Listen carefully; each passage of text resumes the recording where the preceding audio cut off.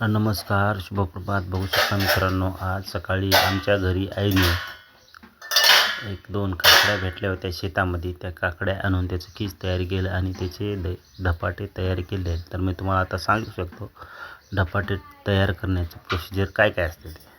तर आमच्या आईनं 2 प्रकारची पीठं घेतलेली आहे, जे की एक कढी पीठ जे हरभऱ्याच्या डाळीचं असते त्याला बेसन म्हणतात, आणि एक ज्वारीचं पीठ, असे 2 पीठं घेतले.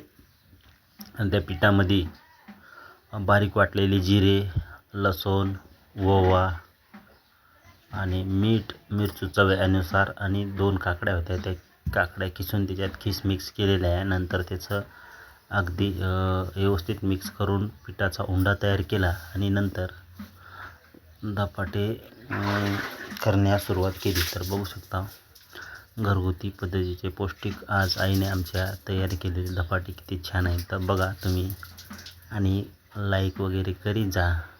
आता ग्रामीण भागातील मराठवाडी पद्धतीचं हे धपाटे तयार करताना मी आईचा व्हिडिओ तयार केला आहे आणि त्याचे 5-7 धपाटे आमच्या आईने तयार केले आणि मी नंतर धपाटं आणि दही असा आज स्वाद घेतलेला आहे. तर तुम्ही बघू शकता धपाट्याचं काम थोडं किचकट असते. जसं की आपली एक रोटी हो, जे 2 रोट्या होतात तेव्हा त्या टाईममध्ये एक धपाटा होत असते. आता त्याला चूर्ण वगैरे थापटीनं आणि कपड्यावर घेणं, नंतर तेल वगैरे सोडणं, कपडा धुवून घेणं आणि त्या कपड्यावर अजून डबल धपाटं थापटीनं. तर हे जरा अवघड असते धपाटे बनवण्याचं. तर तुम्हाला मी सांगू शकतो छान प्रकारे आमच्या आईने आज बनवलेले धपाटे शेवटी मी व्हिडिओमध्ये दाखवलेलेच आहेत.